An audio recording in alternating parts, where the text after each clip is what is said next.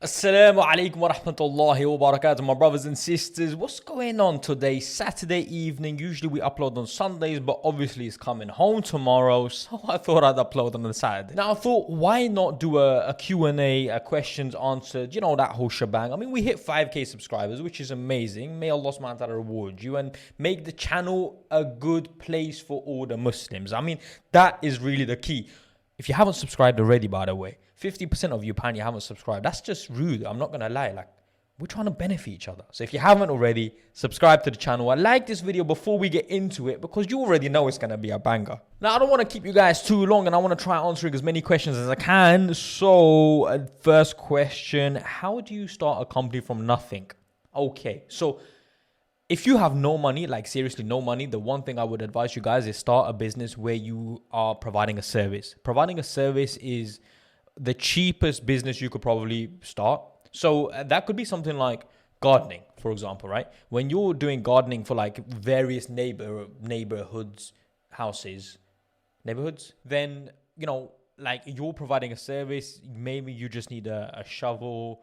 Maybe you just need like a mower, which a lot of the times like houses already have. And you can just be like, listen, can I use your mowers and can I use your things and I'll do it for you sort of thing. And trust me when I say this, man, a lot of people are actually willing to do it. Also, it doesn't have to be like services like gardening and stuff like that. It could also be providing a service where maybe you're fixing people's computers.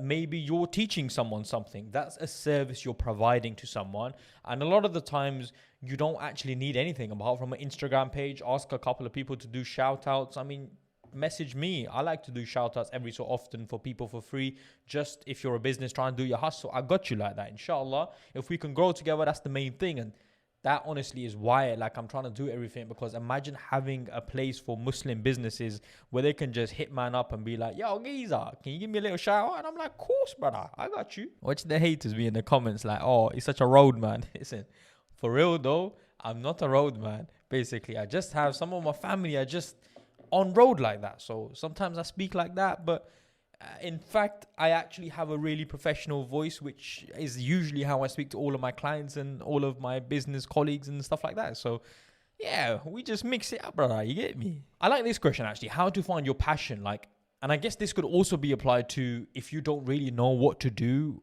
Like, how could you like, if you really don't know what to do, then how could you find something you like to do? And to be honest with you, maybe it doesn't have to be where the source where your money is coming from is something you're extremely passionate about. Rather, it's something that you're making money from. And it's more about, like for me, the way I see it is I need to earn money for my family and everything like that and to live and so on and so forth. But the way I see it is I would rather make my passion outside of my, like I don't love recruitment. I don't love my business. Like I enjoy it. Yeah, of course. I like having the people around me. I like the flexibility of it. But the work itself, I'm not passionate about it. So I guess it's just totally how you see it. Like I would rather see myself being passionate about things outside of work than inside of work. And so that's what I would advise. Like honestly, try to just find your passion outside and make your work more about making money and doing something for yourself and being able to have more free time. Like that's where the focus should be, like trying to make money from as less time as possible. That I think is probably where the focus should be, rather than trying to find your passion. I think, you'll probably always get bored of whatever you're doing anyway. Like a couple of years down, you'll probably want to change. So yeah, you might waste your whole life, man, like trying to find the passion. But for me, I like to, spend my free time, maybe doing ibadah, maybe spending with my family, maybe, my children, so on and so forth. So yeah, like that's what I would say anyway. Alrighty then. Question number 3. Do you think starting a digital marketing will be sustainable for the future? So digital marketing, no doubt, is sustainable for the future. Why?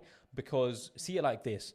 It's not something I am in specifically myself, but I understand it quite well. I know people around me, and I've actually mentored people who have gone on to set up successful marketing companies. The reason why marketing companies will do well in the future is we speak to people around our age, right? If I'm, for example, 29 years old, yes, I just gave away my age, then I am going to speak to people who are around that age. I'm not really going to speak to too many people around the 50s and the 60s. Though those people are the guys that are actually the managing directors and the directors and the senior members of board when it comes to like a lot of the larger companies. So the younger guys actually understand social media really well. If you actually said to someone who's like in their 45, 50s or 60s, who wasn't born into social media, a lot of the times they don't even know what statuses are, what a post is, what a story is, what's TikTok. They don't know these things. And so for as long as they don't know these things, there's always a service and there's always a opportunity to grow a business through social media. And to be honest, I only see social media going one way for the next 10 years at least, and that's upwards. Because where we used to watch TV 5-6 years ago, I don't think anyone watches TV now. It's all about social media. It's all about YouTube. People are spending hours and hours on just TikTok, watching 10 second, 15-second videos. It's crazy. So yeah, social media is definitely the way forward, and no doubt it is a sustainable business, in my opinion, for the next 5 to 10 years. Okay, so someone said you invest a percentage of your money into stocks and a bit, but then again you said stocks were haram. I think it is a sister.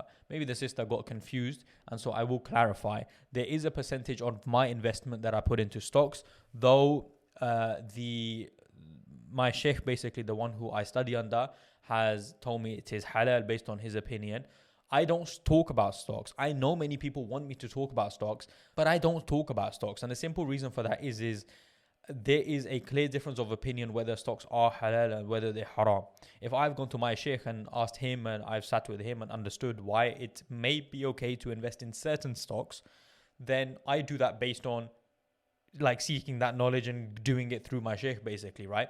But I cannot give people that like, oh yeah, you guys are okay to invest in it as well. My simple advice is always go seek that knowledge yourself, go to the people of knowledge yourself, understand it yourself, because I can't have that on my head. I can't turn around to you guys and be like, yeah, it's okay, invest in it. I have mentioned this a couple of times, several times, that if the stock, if the company is doing halal work, then some of the scholars say that it's halal. You can invest in the stock. If the company is doing halal work, though they invest in riba, many of the scholars say that stock is haram, basically. And some obviously base it on percentages of how much of that business is riba based. As in, it's not to say that the business is riba based, but how much of their money is, like, how much riba do they have? Like, because obviously a lot of the businesses take bank loans out and stuff like that. 99.9% probably take out like bank loans and therefore have interest on their loans and money they borrow. So there is an opinion which says it is okay for as long as the company's actual work is halal, like a manufacturing company. Even if they invest in riba-based loans, that's not the actual part of the business. Though there is a very valid and in fact strong opinion that says that it's haram because the company uses riba-based loans. So I'm not going to sit here and say what is or isn't okay. I'm not telling you guys it's halal or it's haram. I am saying that my sheikh has said it is okay based on what we have covered and what we have gone through and the stocks that I went through with him even. So yeah, like, I hope that makes sense. Just try to seek knowledge yourself. I just can't tell you guys it is or isn't, because that's on my head. And listen, I fear Allah subhanahu wa ta'ala. I can't have that on my head. No way. Do GCSEs really matter? Oh. You know what? In hindsight, I don't think they really do. Like, I generally don't think GCSEs matter as much as people think they do. Like, it's good to get good GCSEs. It's good to have a good education. It's good to do that side. But a lot of the times, man, like, getting good GCSEs, getting good A-levels, and getting a good university degree is actually just setting you up to get a good job. Like, that's the crazy thing. Like, the whole process is so you can have a good job. But what if you don't want a job? What if you want to actually have your own company and start a business? Then, look, I don't want to go too deep into it because I'll probably upset a lot of people. Yes, you should get good GCSEs. You need a good education. You should get a good education. But you shouldn't be losing sleep over if you get a B instead of an A in GCSEs. You know what I mean? Like, you still can be very successful. I guess that's what I'm trying to say. Okay, so, yeah. This question came up a couple of times. I can't lie. So, do I have a wife? Ooh. Now, I have never really spoken about these things, and I don't really intend on speaking about. I'm not a social. What do you even call it? I'm not a guy that speaks about my personal stuff. This channel is basically all about like business, money, finance for Muslims, and to motivate and inspire Muslims to do more and better, because I think we need it. Though I will make a point. I do have a wife. I am married. And alhamdulillah, may Allah subhanahu wa ta'ala bless my wife. And I will say one thing, that do always consider who you are going to marry, because make dua for my wife, because wallahi, I would not be able to do what I do if it wasn't for my wife. If she wasn't supportive of what I do today, I wouldn't be able to do anything. Like if she said, no, I need you to stay home and spend time with us and take us out and this, that, and the other. Rasulullah sallallahu alaihi wasallam, he tells us that the best of you is the one who is best to his women, right? And so I have to prioritize my family as well as my business and everything like that. But my wife is very, very supportive of what I do. She understands the bigger picture and everything like that. And the reason I tell you guys this, and I think this is a very important lesson, I was actually going to make a massive video about this, but I think this is so very important for you guys to understand, that when you're looking for your life partners or your wife, your husband, vice versa, whichever way, make sure you see eye to eye. Make sure you talk about your goals. Make sure you talk about the future, because the future will be dependent on each other. Today, as my wife, we discussed this many times, that in a few years, inshallah, I plan to move to Pakistan, right? And inshallah, if Allah, bi'idhnillah, if Allah subhanahu wa ta'ala allows me, I will, record that process as well. The point though being, if my wife wasn't okay with that, it'd be very difficult for me to do. And so having a supportive wife is amazing. May Allah bless her hugely. I am married. So yeah, I guess in conclusion, make dua. Listen, comment below and just let my wife know you're sick, basically. Yeah, just be like, Abu Musa's wife, you are a legend for supporting him. That's what, my Uber guys here. Assalamu alaikum warahmatullah. I gotta be honest, my food's here now. So this video probably wasn't as long as maybe you guys wanted. I didn't answer that many questions, but my food's here. You know what I mean? So like this video, means a lot to me. I hope I gave some good information for the ones that needed it. I'll make more. Listen, I just want to eat my food. All right. Jazakallah khairan. You guys are amazing. Appreciate your support. Assalamu alaikum wa rahmatullahi wa barakatuh.